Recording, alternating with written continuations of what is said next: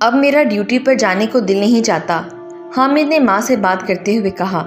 سارا اب بڑی ہوتی جا رہی ہے، آپ کو اور سارا کو اکیلے چھوڑ کر جانے کو دل نہیں چاہتا۔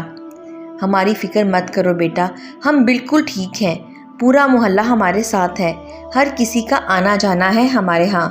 میرا کام جو سلائی کا ہے، محلے کی کبھی ایک عورت آتی ہے کپڑے دینے کو تو کبھی دوسری آ جاتی ہے، یوں رونق میلہ لگا ہی رہتا ہے۔ اب تو پورا محلہ مجھ سے ہی کپڑے سلواتا ہے اور اسی بہانے کافی رش رہتا ہے گھر میں۔ تم آرام سے اپنی ڈیوٹی پر جاؤ، امی نے بھرپور تسلی بخش جواب دے دیا۔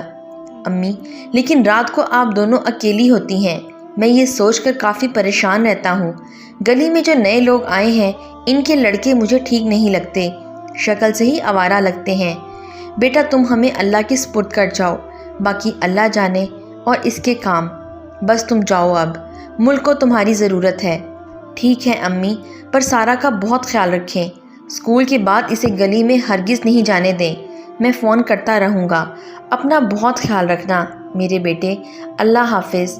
امی جان زندہ رہا تو جلد واپس آؤں گا، میں آپ کو اللہ کے حوالے کر کے جا رہا ہوں۔ ویسے آج کل کے جو حالات جا رہے ہیں، دل تو یہی چاہتا ہے کہ سب کچھ چھوڑ کر گھر بیٹھ جاؤں، اپنی چھوٹی سی بہن کو دنیا بھر کی غلیظ نظروں سے بچا لوں، حامد نے کہا اور دکھی دل سے ٹرین پر سوار ہو گیا۔ آمنہ بیگم محلے بھر کے کپڑے سی کر سارا اور حامد کے اخراجات پورے کرتیں۔ یہ سچ تھا کہ محلے میں کچھ نئے لوگ آ بسے تھے جن کے لڑکوں کی آئے دن شکایات سننے کو ملتی رہتیں۔ آمنہ بیگم سارا دن سلائی کا کام کرتی رہتی، سارا اسکول سے اکیلی واپس آ جاتی۔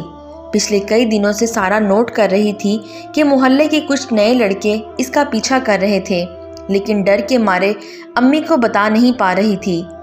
یار بڑی ٹھا قسم کی لڑکی ہے، اپنی اس سے سیٹنگ ہو جائے تو کیا ہی بات ہے، رشید نے سارا کو گلی میں آتے جاتے دیکھ کر کہا۔ ہو بھی سکتی ہے رشید، تو بس کوشش جاری رکھ، ویسے بھی سنا ہے دونوں ماں بیٹی اکیلی رہتی ہیں، بابر نے لقمہ دیتے ہوئے کہا۔ ہاں ہاں جانی، ہم بھی ٹرائی کرتے ہیں سیٹنگ کرنے کی، دیکھتے ہیں کس کی قسمت کھلتی ہے، نورے نے بھی اپنی خباثت دکھاتے ہوئے کہا۔ تینوں کہکا لگا کر ہنس پڑے۔ سنا ہے اس کا ایک بھائی بھی ہے جو فوج میں بھرتی ہے، رشید نے بتایا۔ کبھی کبھی آتا ہوگا یار، کون سا یہیں رہتا ہے، نورے نے بتایا۔ یہ بھی اچھی بات ہے۔ تینوں نے کہکا لگایا اور سگریٹ سلگا کر گلی کی نکڑ میں بیٹھ گئے اور ہر آتی جاتی لڑکی کو تاڑنے لگے۔ حامد کو فوج میں بھرتی ہوئے 1 سال گزر چکا تھا۔ 1 سال سکون سے گزر گیا، مگر اب ان تینوں لڑکوں کی وجہ سے کافی پریشان رہنے لگا۔ ٹریننگ کے دوران بھی بجھا بجھا سا رہتا۔ یار کوئی مسئلہ ہے تو بتاؤ، ساتھی عدیل نے پوچھا۔ ہاں یار، محلے میں کچھ نئے لوگ آ گئے، مجھے ان لڑکوں سے خطرہ ہے، میری ماں اور بہن اکیلی ہوتی ہیں، میں تمام وقت ان کے متعلق ہی سوچتا رہتا ہوں۔ معاملہ تو ایسا ہی ہے، بس میرے بھائی آیت الکرسی پڑھ کر ان کو اللہ کے حوالے کر دیا کرو، اللہ پاک انہیں اپنی حفظ و ایمان میں رکھے گا۔ ڈیوٹی بھی تو دینا پڑتی ہے، ایک فوجی کی اپنی زندگی امانت ہی ہوتی ہے۔ حامد کو عدیل کی باتوں سے کچھ حوصلہ ہوا، اپنی ٹریننگ پر توجہ دینے لگا۔ تینوں آوارہ لڑکے سارا کو اسکول آنے جانے کے اوقات میں گلی کے آر پار کھڑے ہو جاتے، طرح طرح کی باتیں کرتے۔ سارا ان کی باتوں کو اگنور کرتی رہتی۔ بارڈر پر حالات کافی سنگین ہوتے جا رہے تھے، بہت سے فوجیوں کو بارڈر منتقل کر دیا گیا، جن میں حامد بھی شامل تھا۔ اللہ پاک کو شاید اس کی زیادہ ضرورت تھی کہ بارڈر پر ہونے والی جھڑپوں میں حامد شہید ہو گیا۔ حامد کی میت اس کے گھر بھیج دی گئی، جسے دیکھ کر پورا محلہ اشک بار تھا۔ ماں بہن کی تو حالت ہی غیر تھی۔ حامد کو فوجی اعزاز سے سپرد خاک کیا گیا، پورا محلہ اس دکھ میں شریک تھا۔ تعزیت کرنے والے کئی دن آتے جاتے رہے، بالآخر یہ سلسلہ بھی آہستہ آہستہ تھم گیا۔ زندگی معمول پر آنے لگی، سارا پھر سے اسکول جانے لگی، گو کہ اب اس میں پہلے جیسی خود اعتمادی نہ رہی۔ تینوں آوارہ لڑکے اب بھی اس کی طاق میں تھے۔ کچھ سلسلہ آگے بڑھاتے ہیں، رشید نے ساتھیوں سے کہا۔ یہ لڑکی تو ہمیں گھاس تک نہیں ڈالتی، چلو پھر آج کی رات اس کے گھر گھس جاتے ہیں، پھر دیکھتے ہیں کیسے گھاس نہیں ڈالتی، بابر نے مشورہ دیا جو دونوں کو بہت پسند آیا۔ رات کے پچھلے پہر تینوں آوارہ لڑکوں نے پلان کے مطابق دیوار پھلانکنے کی بھرپور کوشش کی और वो बार बार औंधे मुंह नीचे गिर जाते। यार छोटी सी दीवार हम फलांग नहीं पा रहे, कितने अफसोस की बात है। चलो ऐसा करते हैं, कल पे छोड़ते हैं, क्योंकि अभी फजर होने को है, नमाजियों का आना जाना शुरू हो जाएगा। सुबह देखेंगे इस दीवार से हम क्यों नहीं फलांग पा रहे। अगली सुबह तीनों ने दीवार का जायज़ा लिया। ये एक आम सी नॉर्मल ऊंचाई की दीवार थी जिसे फलांगना बेहद आसान था। खैर आज रात 2 बजे सब तैयार रहना, नूरे ने हदायत दी। प्रोग्राम के मुताबिक तीनों दोस्त रात 2 बजे सारा के घर के पास पहुंच गए और दीवार फैलाने की कोशिश करने लगे। आज भी वही मामला होने लगा। दीवार पर चढ़ते ही मुंह के बल ज़मीन पर गिर जाते, यहाँ तक कि नूरे के सर पर गहरी चोट ही लग गई। यार क्या माजरा है, हम दीवार क्यों नहीं टाप सकते? धत हमारी जवानी पर, रशीद ने कहा। अब तो मुझे भी गुस्सा आ रहा है, बाबर ने कहा। एक काम करते हैं, रशीद ने कुछ सोचते हुए कहा।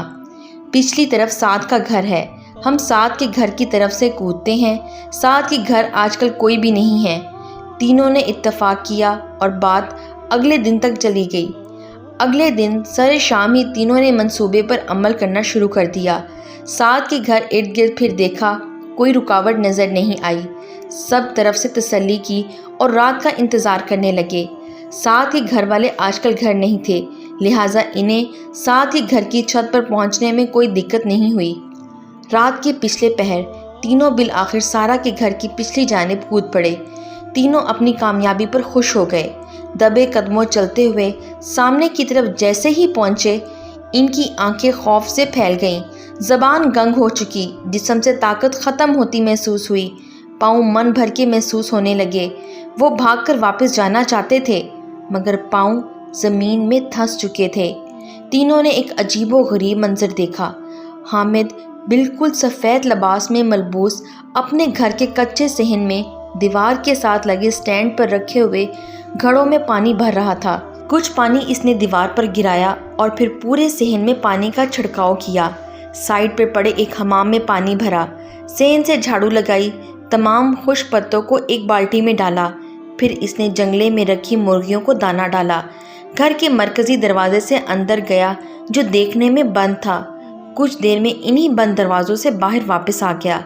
इसके हाथ में सफ़ेद चादरें थीं, जो इसने तमाम चारपाइयों पर बिछा दी। इन तमाम कामों के साथ साथ हामिद की नज़रें तीनों पर गड़ी रहीं। तीनों खौफ से थर थर कांपने लगे। इनके पाँव आधे ज़मीन में धंस चुके थे। कुछ ही देर में फजर की अजान शुरू हो गई। नमाजियों के आने जाने का वक्त शुरू हो गया। सारा की माँ हस्ब मामूल बाहर आई। इसी हमाम से वज़ू बनाया जिसे अभी हामिद ने भरा था, और नमाज अदा करने लगी। कुछ ही देर में सारा भी आंखें मलती बाहर निकल आई। इसने भी इसी हमाम से वज़ू किया और नमाज अदा की। हामिद अपनी माँ बहन को देखकर मुस्कुराता रहा। नमाज के बाद माँ जी की नज़र तीनों आवारा लड़कों पर पड़ी। उन्होंने झट से दरवाज़ा खोला और मोहल्ले वालों को मदद के लिए पुकारा। पूरा मोहल्ला इकट्ठा हो गया। सब ने खूब लान तान की और घर से निकल जाने को कहा। तीनों के पाँव सूजकर फूल चुके थे, चलने के काबिल ना रहे, ज़बानें गंग हो चुकी थीं। मोहल्ले वालों ने इन्हें चारपाइयों पर डालकर इनके घरों तक पहुंचाया। तीनों की आवाज़ हमेशा के लिए बंद हो चुकी थी। ऐसी इबरतनाक सज़ा देखकर पूरा मोहल्ला इनकी इस कैफियत पर हैरान था। सिर्फ एक माँ जी मुस्कुरा रही थीं, क्योंकि वो बहुत पहले से जानती थीं हामिद की ड्यूटी अल्लाह पाक ने इसी घर में लगा दी थी। जब अल्लाह के सुपुर्द कर दो, अल्लाह खूब निभाता है, चाहे इंसान भूल जाए, लेकिन अल्लाह पाक की ज़ात कभी गफलत नहीं बरतती। जब भी घर से निकलें, खुद को अल्लाह के सुपुर्द कर दिया करें और मुतमईन रहा करें। बेशक अल्लाह दिलों के भेद जानता है।